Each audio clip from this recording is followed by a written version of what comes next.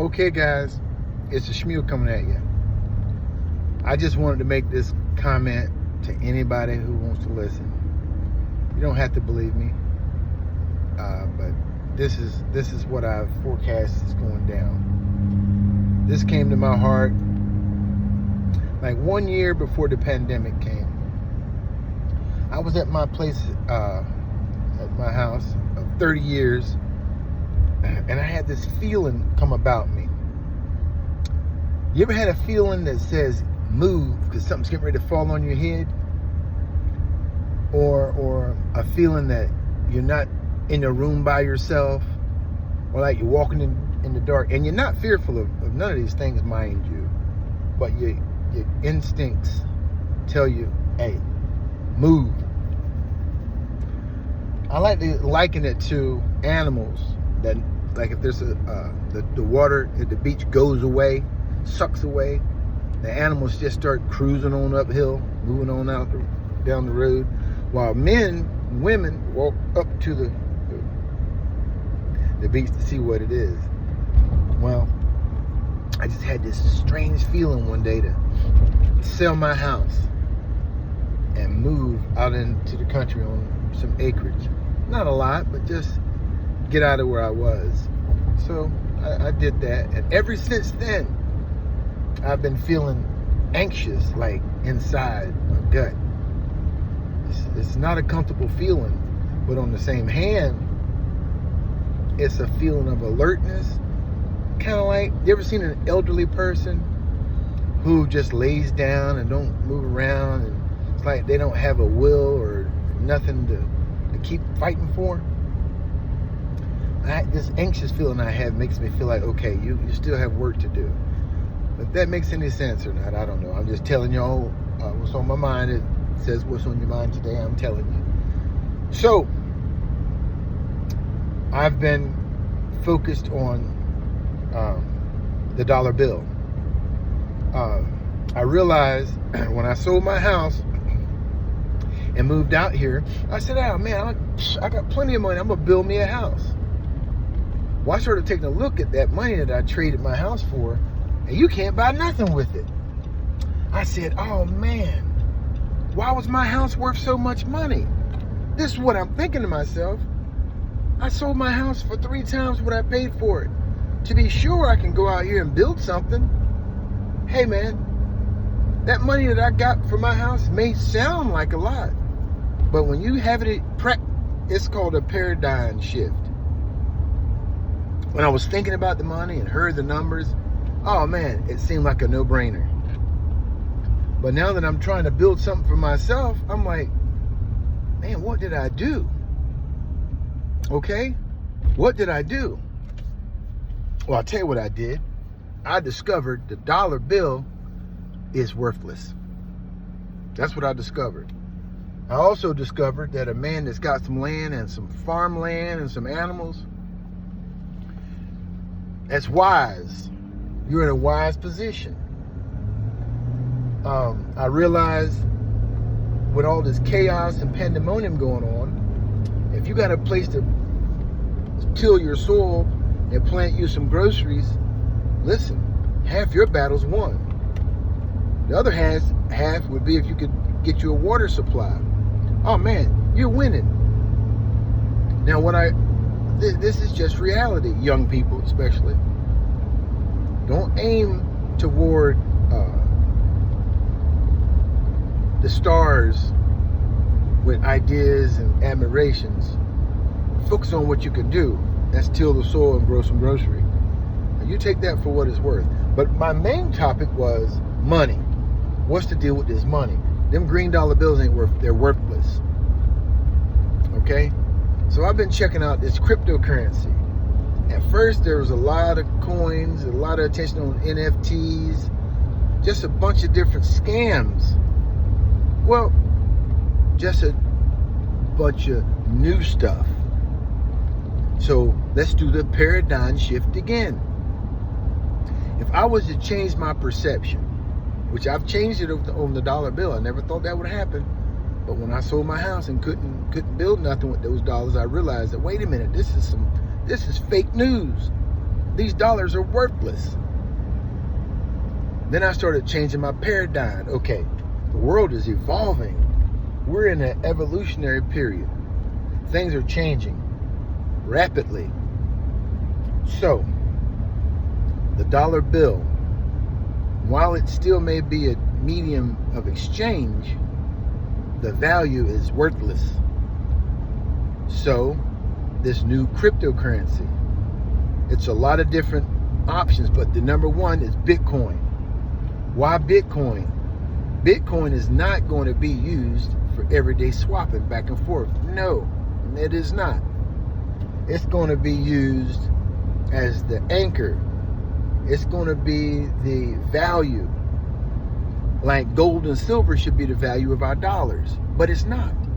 Our dollars are based off of nothing, just a word, and the word is changing. The new value is going to be Bitcoin.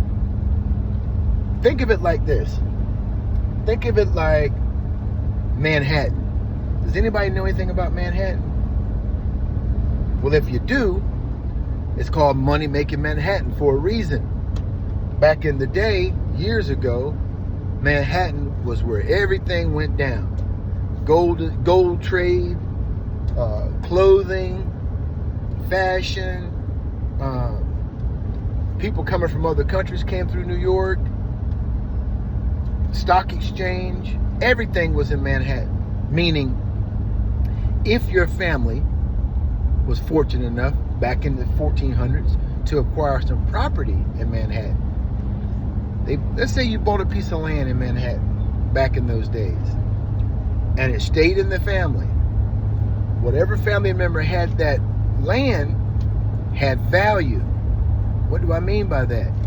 You can't sell that land, because if you did, you'd never get it again. Not the little guy. Now, if you were a tycoon, you trade your property for another property, and then you're in the real estate game in Manhattan. But I'm talking about the little guy. Let's say your ancestors left you a tract of land in Manhattan, 10 acres. And then all this development took place, and you never sold it. You were smart enough to just lease it and let people build on it. If that's what you did, then your land is paying you for generations to come. Generational money. Well, if you were from a small family and you couldn't wait for that development to take place on your land, somebody came along and offered you those worthless dollars. But during that era, those dollars was useful. It was a tool that you could use to sell the land that you inherited and buy you whatever you wanted anywhere in the world, because those dollars were sought after. They were used everywhere. Everybody used them. All the countries used them. Even the daggone petro traders used the dollars. So they were valuable. They were desired, I should say. Well, that's how that land is in Manhattan. Your family may not own it anymore, but whoever they sold it to have a generational situation, and they'll never sell it. And if they do sell it, it won't be for no dollars, I can assure you of that. It'll be for whatever their heart desires. And that's how Bitcoin is. Right now, the little guy's got a little bit of it. Little people. I'm not saying me. No, I didn't say that. I'm just talking to my people here on what's going on in the world, so you can understand what the battle is. Have you ever had a loved one in your family die? I'm talking about a loved one. Your mom, your granddad, your dad, who had a lot of property. Hey, if you're like me, easygoing, you love your family, well, when that person dies, you would never believe how people behave. And you probably would. But it's eye-opening. It's a paradigm shift. People come down like birds of prey, swooping up whatever they can get their hands on. It's the strangest thing. You know, and when my parents passed away, I felt weird. I said, man, this is weird, man. You assume they're going to live forever, and you assume whatever y'all acquire is going to be with you forever. But when they die, You got people who come with the intent on taking it and doing what they want with it. I watched someone swoop up my father's property. He opened the door for that opportunity. They swooped it up. Now, I know my dad. I knew my family. My family had intentions on the Mitchells being on this property forever. But when these people swooped it up, the paradigm shifted. Now they're renting that place out. Hey man, it's an Airbnb or whatever they're calling it. This is my family home, my father's home, the land my father inherited from his dad being rented out to any Joe Schmo. Listen, now you know like I know, somewhere in your family, those of us who care about our names, care about our reputation, care about our father's hard work and our forefathers' hard work, we don't want that to get in the hands of somebody. But guess what? There ain't nothing you can do. That's how that Bitcoin is. Now, you might just have $10 worth and you think, oh man, it ain't nothing. But let me tell you something about that $10 worth. Do you see how the country is now? Do you see how distracted everybody is? Now, if you're fortunate enough to have one of those legacy jobs, like with the power company or with the nuclear power plant, one of those jobs that just ain't going nowhere, you're shielded from this. But those of us that have jobs that are evolving into the AI industry and they're at risk, your brain's changing, your paradigm is shifting.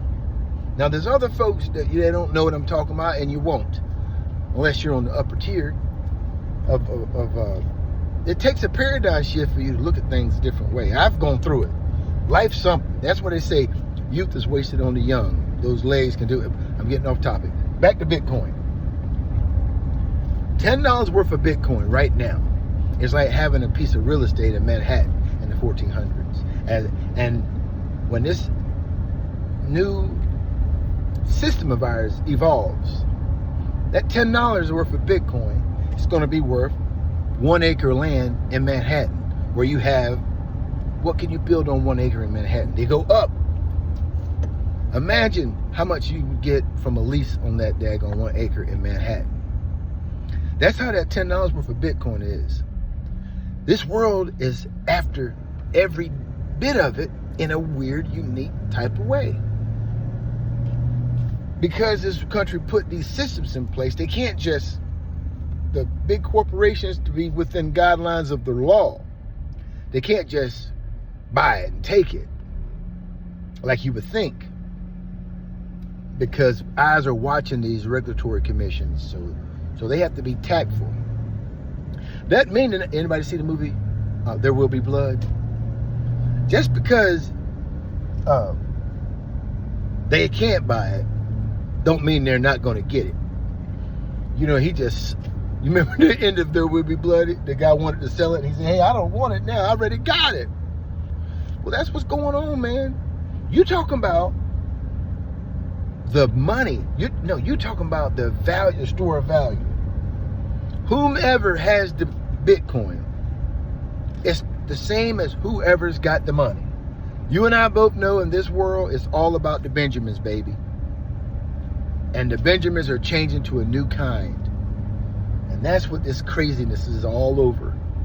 The money.